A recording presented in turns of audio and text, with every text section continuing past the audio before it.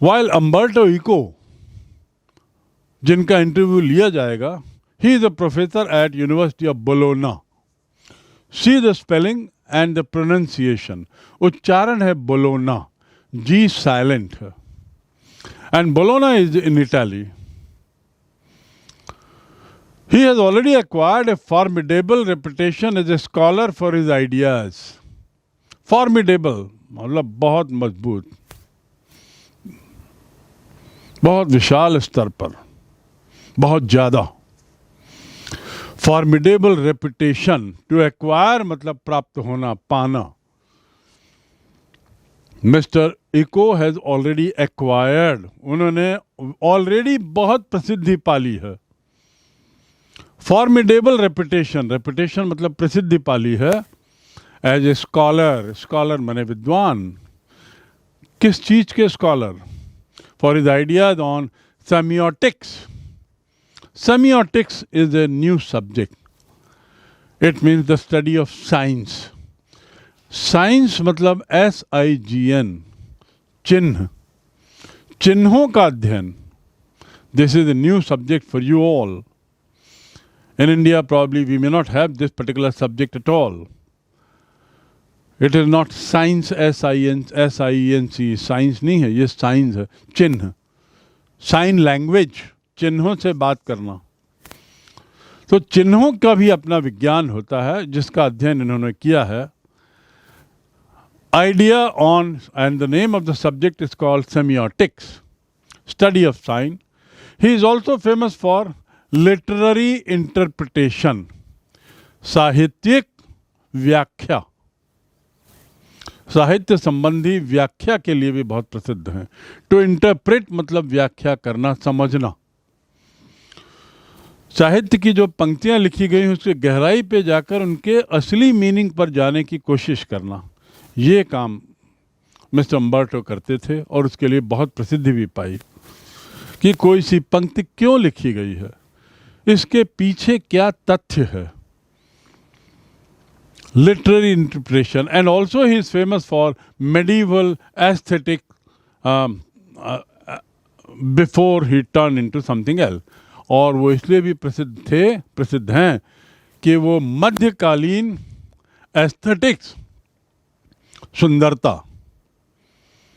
मध्यकाल के सुंदरता की जो कला है उसका इन्होंने गहन अध्ययन किया है. एस्थेटिक्स मतलब सुंदरता. मेडिवल मीन्स मध्यकाल. मॉडर्न मतलब आधुनिक काल. एंशियंट मतलब प्राचीन काल. मेडिवल हिस्ट्री मतलब मध्यकाल का भारत. तो he is already famous, formidable reputation, बहुत ज़्यादा प्रसिद्धि पा चुके हैं पहले से ही. इंटरव्यू के देने के समय तक वे वैसे ही बहुत प्रसिद्ध हो गए थे इन 3 कारणों से. For the study of science, semiotics, for literary interpretation and for medieval aesthetics. और उसके बाद और उनकी प्रसिद्धि बढ़ी when he turned to writing fiction. fiction माने उपन्यास, नॉवेल्स. इसके बाद उनकी प्रसिद्धि और बढ़ गई जब वो नॉवेल लिखने लगे. अर्थात नॉवेल लिखने का काम उन्होंने बाद में किया, उससे पहले ही वो प्रसिद्ध हो चुके थे. और नॉवेल के बारे में उन्होंने क्या कहा है?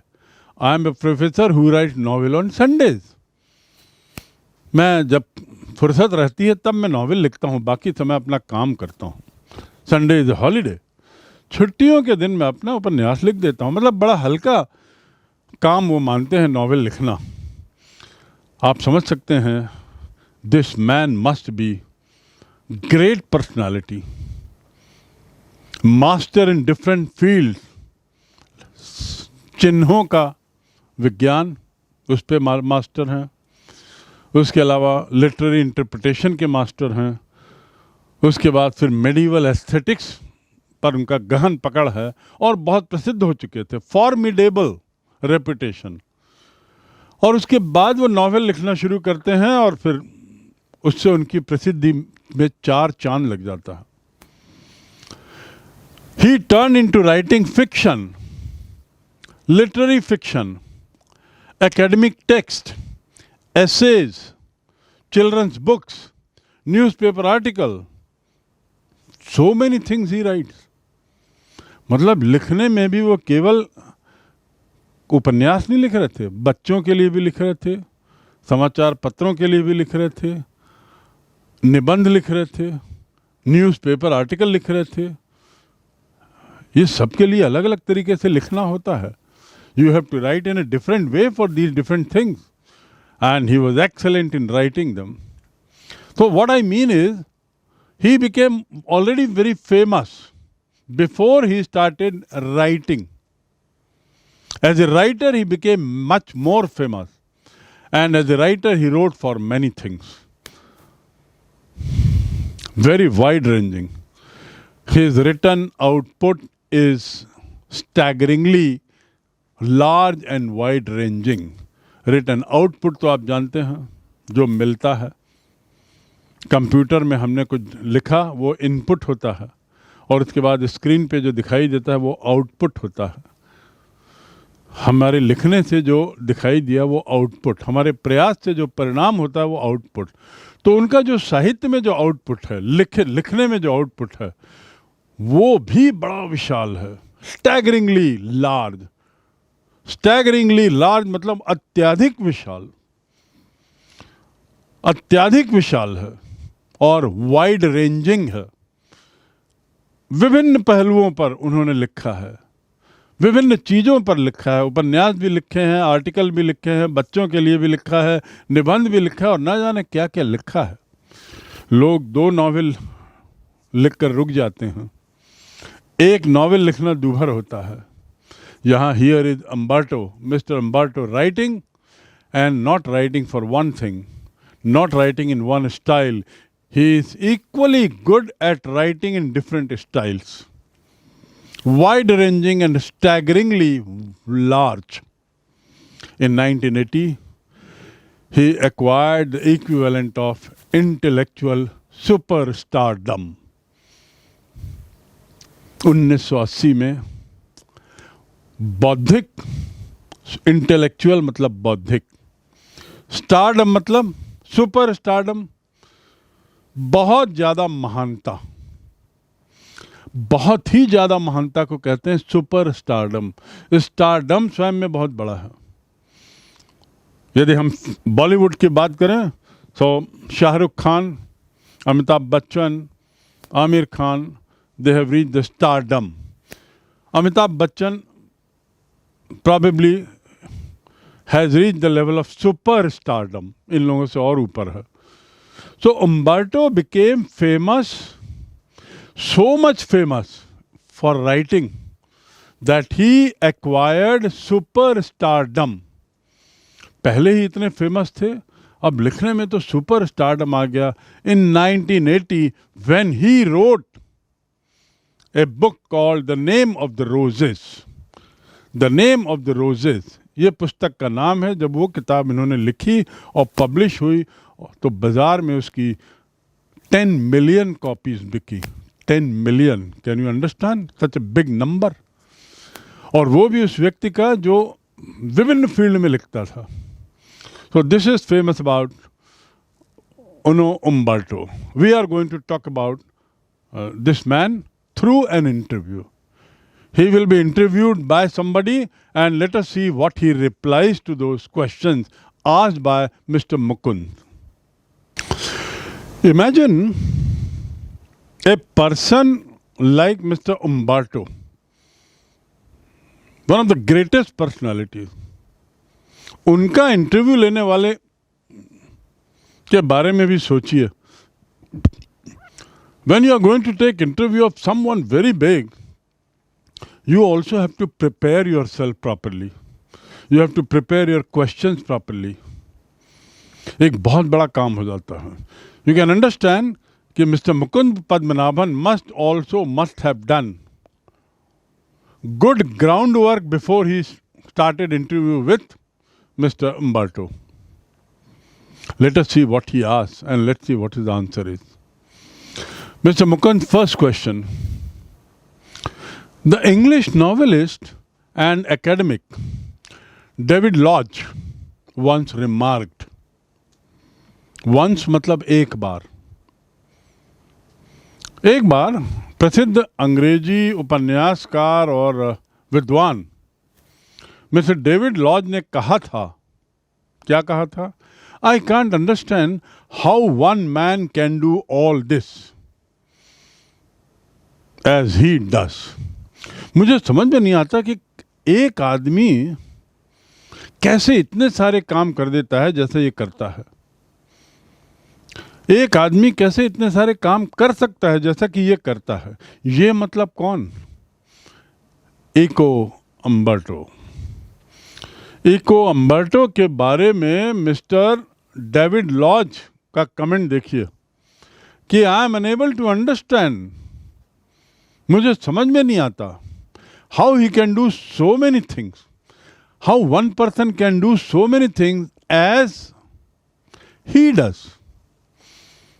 तो मुकुंद ने कहा कि भाई आपके बारे में ऐसा रिमार्क दिया है किसी ने, डेविड लॉज ने, आपका क्या कहना है? What do you have to say about this remark? Mister Umberto, he says, maybe I give the impression of doing many things. Maybe मतलब हो सकता है, impression माने प्रभाव, feeling, अनुभूति. हो सकता है मैं बहुत से काम करने की फीलिंग आपको देता हूं. हो सकता है मेरे काम से आपको लगता होगा मैं बहुत सारे काम करता हूं. हो सकता है आप लोगों को लगता होगा कि मैं कितने सारे काम करता हूं. But in the and I am convinced, लेकिन अंत में मैं पूरी तरह से कन्विंस्ड हूं, पूरी तरह से संतुष्ट हूं, ये कहते हुए कि I am always doing the same thing, कि मैं हमेशा वही काम करता हूं. आप बोलते हो इतने सारे काम करते हैं. डेविड लॉज ने जो कमेंट किया है, इतने सारे काम करते हैं, कैसे करते हैं भगवान जाने. और आप जो सवाल पूछ रहे हैं कि इस पर क्या कहना है आपका, तो मेरा तो कहना यह है कि मेरे काम से आपको लगता होगा कि मैं बहुत सारे काम करता हूं, लेकिन कुल मिलाकर देखें तो, इन द एंड मतलब अंत में, या कुल मिलाकर देखें तो, जिसको हम हिंदी में कहते हैं कुल मिला के देखें तो ये पुस्तक अच्छी है. In the and I am convinced, मैं संतुष्ट हूं, मुझे पूर्ण विश्वास है that I am always doing the same thing, कि मैं वही काम कर रहा हूं. जब ये जवाब आया तो मुकुंद तुरंत पूछते हैं वो कौन सा काम कर रहे हैं, विच इज. यहां तो एक और आपके बारे में बोलते हैं आप बहुत सारे काम करते हैं, और आप कह रहे हो मैं वही काम करता हूं. तो बताइए कौन सा वो काम करते हैं, which is that work. Umberto Eco says, now that is more difficult to explain. ये कहना ज्यादा कठिन है. अब ये कहना थोड़ा ज्यादा कठिन है कि मैं वो कौन सा काम करता हूं. I have some philosophical interest. मेरा कुछ रुचि, मेरी जो है वो कुछ दर्शन शास्त्र में है. फिलोसॉफिकल इंटरेस्ट, फिलोसॉफी मतलब समझते हैं ना, दर्शन. And I pursue them. To pursue मतलब पीछा करना, पीछे पीछे जाना. PURSUE, फॉलो करना. आई परसू इट. परसू उच्चारण भी देख लीजिएगा. I have some philosophical interest. Interest मतलब रुचि, और इंटरेस्ट मतलब ब्याज भी होता है. बैंक से आपको कितना इंटरेस्ट मिलता है? 8%. वहां मीनिंग क्या है? ब्याज. और यहां इंटरेस्ट का मतलब है रुचि.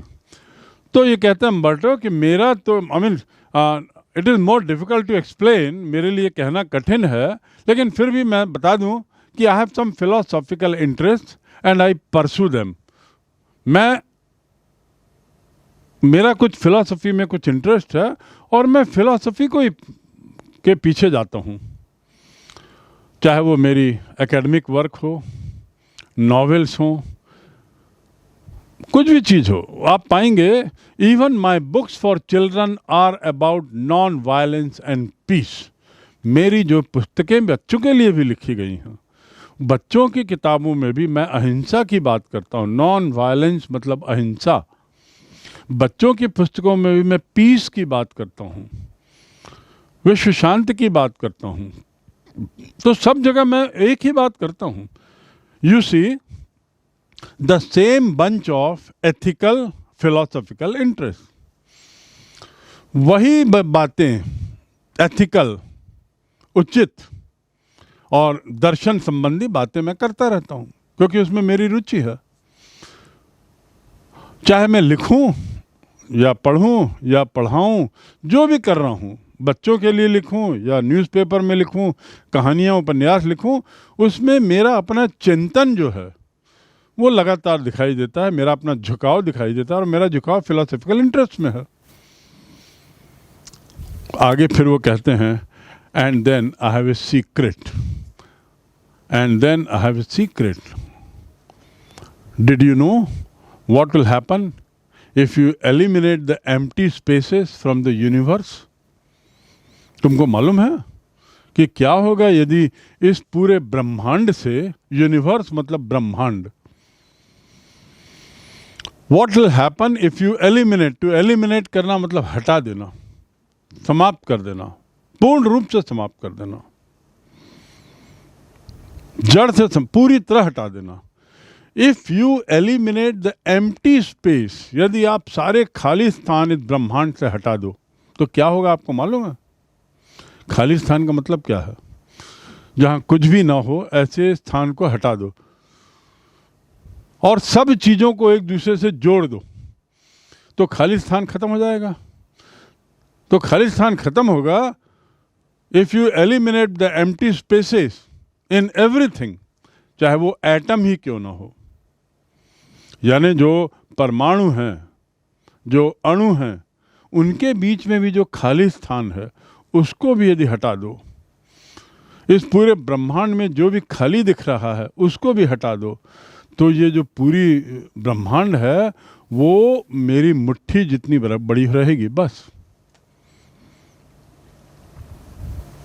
That is a secret. Umberto जब फिलोसॉफिकल इंटरेस्ट की बात करते हैं तो कहते हैं, did you know what will happen if you eliminate the empty space from the universe? ब्रह्मांड से यदि तुम सारे खाली स्थान हटा दो, eliminate the empty space in all the atoms, the universe will become as big as my fist. Fist मतलब मुट्ठी, मेरी मुट्ठी जितनी बड़ी हो जाएगी पूरी दुनिया, बस। कब? जब मैं सारे खाली स्थान हटा दूं, पूरे ब्रह्मांड से खाली स्थान हटा दूं तो पूरी दुनिया जो है मुट्ठी जितनी बड़ी रह जाएगी। This is a secret. तो जैसे पूरी ब्रह्मांड से खाली स्थान हटा दोगे और मिट्टी में आ जाएगी पूरी दुनिया, similarly we have a lot of empty spaces in our lifes. We have a lot of empty spaces in our lifes. Life एक वचन है, देखिए, LIFE, लाइफ माने जीवन, एक वचन, और उसका बहुवचन है लाइव्स, LIVES, लाइव्स। लाइव्स मतलब बहुत सारे जीवन। ऐसे ही LIVE, टू लिव माने जीना, जीवन जीना, टू लिव। और लिव्स मतलब, लिव से जो लिव्स बना उसका उच्चारण देखिए, स्पेलिंग वही है LIVES, लेकिन उच्चारण हो गया लिव्स। टू लिव्स मतलब जीता है। ही लिव्स इन सुंदर नगर, वह सुंदर नगर में रहता है। रहना, जीना, जीवन जीना। तो जीवन जीना मतलब टू लिव, उससे बनता है लिव्स। और लाइफ मतलब जीवन, लाइफ से बनता है लाइव्स। उच्चारण बदला, स्पेलिंग वही है। ये अंग्रेजी की कुछ बारीकियां हैं जिसको हमें बार बार पढ़ने से समझ में आ जाएगा। So similarly we have empty spaces in our lives. I call them interstices. I call them interstices. मैं उसे इंटरस्टाइस कहता हूं। Say you are coming over to my place. कल्पना करो, देखिए से का मतलब यहां क्या हुआ, से माने कहना, बट अम्बर्टो ये नहीं कह रहे हैं कहो, अम्बर्टो कह रहे हैं से मतलब मान लो। तो से का उपयोग ये देखिए, से आई एम नॉट हैप्पी, मान लो कि मैं खुश नहीं हूँ, और यहाँ पर से का मतलब है से मतलब मान लो you are coming over to my place, तुम मेरे घर आ रहे हो, मान लो कि तुम मेरे घर आ रहे हो। You are in an elevator and while you are coming up, I am waiting for you. तुम एक एलिवेटर में हो, एलिवेटर करना मतलब लिफ्ट, घरों में ऊपर जाने के लिए जो लिफ्ट होता है उसका दूसरा नाम है एलिवेटर। टू एलिवेट मतलब बढ़ाना, एलिवेट करना मतलब बढ़ाना, यहाँ एलिवेटर मतलब है लिफ्ट। तो मान लो कुछ देर के लिए कि तुम एक लिफ्ट में हो, मेरे घर आना चाह रहे हो, तुम एक लिफ्ट में चढ़ गए, और जब तुम लिफ्ट में आ रहे हो, while you are coming up, I am waiting for you, मैं तुम्हारी प्रतीक्षा कर रहा हूं। ठीक, दिस इज एन इंटरस्टाइस, ये एक खाली स्थान है, रिक्त स्थान है, रिक्त जगह है, रिक्तता है इसमें, मैं वेट कर रहा हूं तुम्हारे आने की। ये जो बीच, ये जो समय है जब मैं तुम्हारा वेट कर रहा हूं, ये खाली स्थान है, एन एम्प्टी स्पेस। तो इंटरस्टाइस मतलब एक खाली स्थान। You are coming to my house, you have got into a lift, I am waiting upstairs in front of my house for you. Before you come, reach, there is some time gap. That is called interstice according to Mr. Umberto. I work in empty space while waiting for you. This is a very important line. ये जो खाली समय है तुम्हारे लिए, जब मैं प्रतीक्षा कर रहा हूँ तो उस समय मैं अपना कुछ काम कर लेता हूँ। I work in empty spaces while waiting for your elevator to come up from the first to third floor. I have already written an article.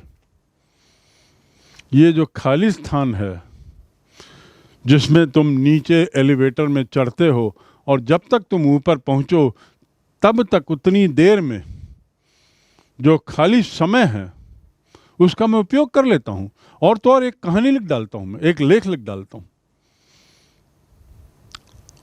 I work in empty space while waiting for your elevator to come up from the first to the third floor. I have already written an article.